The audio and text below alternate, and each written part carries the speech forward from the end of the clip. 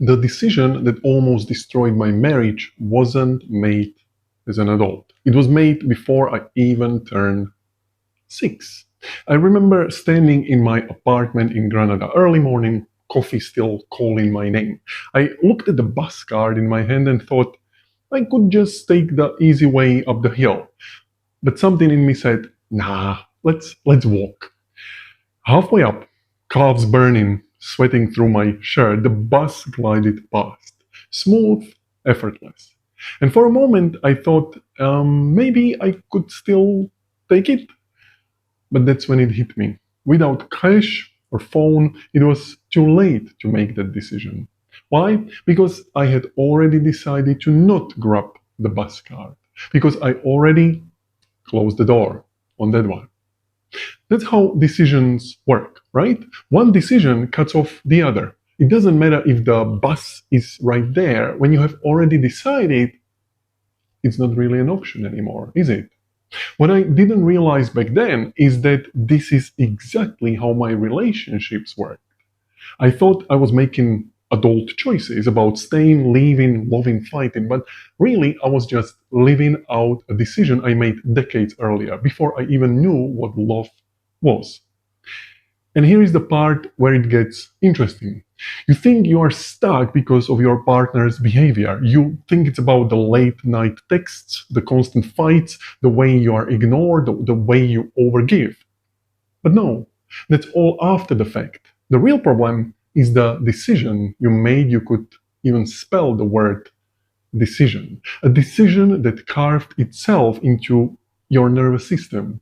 A decision that felt like survival. A decision that still runs show when you're 30, 40, or 50. So let us consider this question. What if your relationship struggles today aren't about today? Because let's be honest, if thinking harder worked, you'd already be free. In my case, it was brutal. By the age of 6, I had already decided that love was dangerous. Why? Because the people who were supposed to love me were also the people who hurt me, physically, repeatedly. So what did my nervous system do? It said love equals danger. Get close, but not too close. Run toward it, but also run away. Fast forward 20 years, guess what that looks like in a marriage? Fights, distance, collapse. I was ping-ponging between anxious and avoidant attachment, chasing, then running, craving, then fearing. And eventually, my marriage broke. But let's talk about a different story. Let's talk about a different example. Think of my client. We can call her Laura.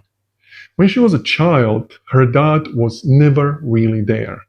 Always busy, always no time. And in the little girl's nervous system, a decision formed.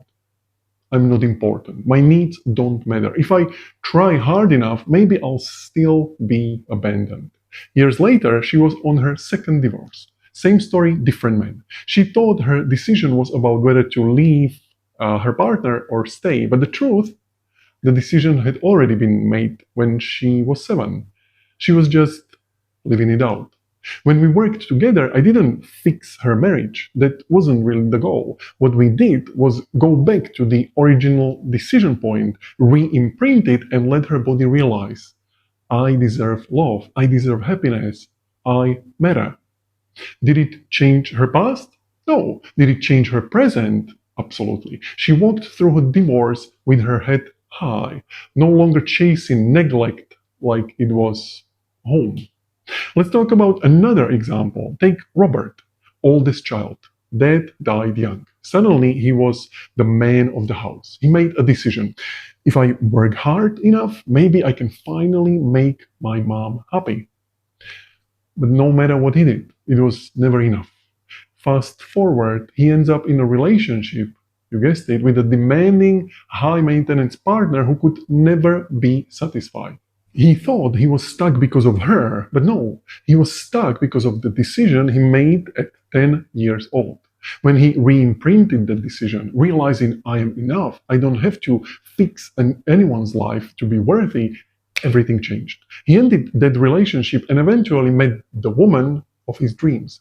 Not because of luck, but because he stopped living out his old decision.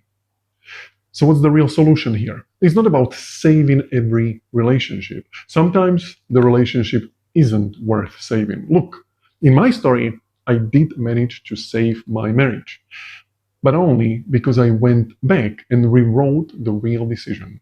For Laura, the solution was freedom from repeating neglect. For Robert, it was breaking free from the pressure to perform. The goal isn't to keep every relationship alive.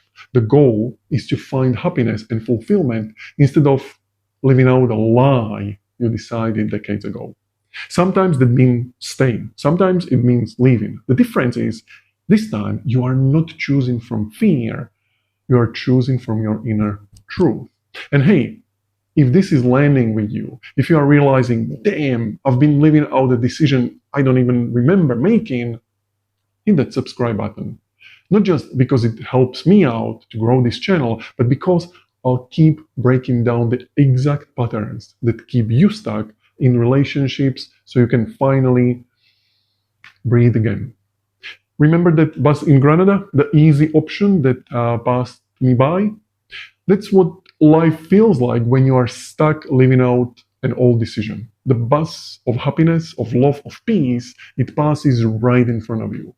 But you don't get on. Not because you can't, but because decades ago you already decided not to take the damn bus card. And now you don't have any resources left to even consider it. But the moment you change that original decision, suddenly the bus stops, the door opens, and this time you step in. So here is the choice you face. You can keep trying to outthink heartbreak and adult logic, knowing it's too late because the kid already made the call, or finally go back, find the moment, and choose again. That's what I'll be showing you in my upcoming free live masterclass on August 28th. How to find the decision point that's been running your love life, your marriage, your breakups, and how to change it. I'm going to be showing my 45-day protocol called the Decision Accelerator 3-2-1. You'll learn how to sleep again in 3 days, make the decision in 2 weeks, and lock it in within 1 month, without the endless second guessing or regret. The link's in the description of this video. Now, if you are done being haunted by a decision you don't even remember making, this is for you. Because here is the truth. A belief is just a decision that feels permanent. But the moment you realize that, you stop being the prisoner of 6-year-old's choice and you start being the author of your own life. Your past doesn't define you, your decision does. And you can decide again. Thank you very much.